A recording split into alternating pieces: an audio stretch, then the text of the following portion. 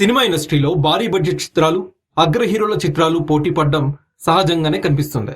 అయితే అగ్ర హీరోలు చిరంజీవి, నందమూరి బాలకృష్ణ నటించిన సినిమాలు వస్తున్నప్పుడు అభిమానులు రికార్డులు బయటపెట్టి తమ కథానాయకుల ఆధిపత్యాన్ని చాటుకునేందుకు ప్రయత్నిస్తూ ఉంటారు. గతంలో కూడా మెగాస్టార్ చిరంజీవి, బాలయ్య సినిమాలు ఒకదానికి మరొకటి పోటీ పడినప్పుడు గట్టిగానే ఫ్యాన్ వార్ అయితే జరిగింది. అయితే మరోసారి నెల రోజుల వ్యవధిలో ఇద్దరి హీరోల సినిమాలు వస్తూ ఉండడంతో ఈ తరహా చర్చ సోషల్ మీడియాలో ఎక్కువగా కనిపిస్తోంది. 2025 సంవత్సరాంతం అలాగే 2026 ఏడాది ప్రారంభం టాలీవుడ్ బాక్సాఫీస్ పెద్ద హీరోల సినిమాలతో దద్దరిల్లిపోబోతుంది. బోయపాటి డైరెక్షన్ లో బాలయ్య అఖండ 2 సినిమా, అనిల్ రావిపూడి డైరెక్షన్ లో మెగాస్టార్ చిరంజీవి మనశంకర వరప్రసాద్ గారు సినిమాలు రిలీజ్ కి సిద్ధంగా ఉండడంతో క్రిస్మస్, సంక్రాంతి పండుగలు ముందే వచ్చేశాయి అనేంతగా సంబరపడిపోతున్నారు ఫ్యాన్స్.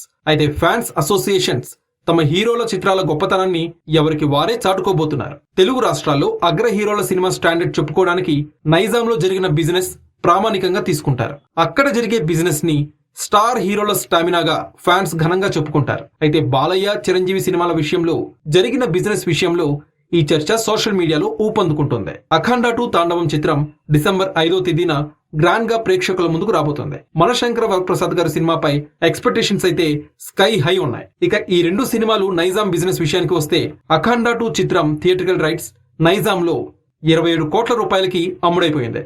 ఇక చిరంజీవి సినిమా అంతకు మించి రికార్డు స్థాయిలో 32 కోట్ల రూపాయల మేర జరిగింది.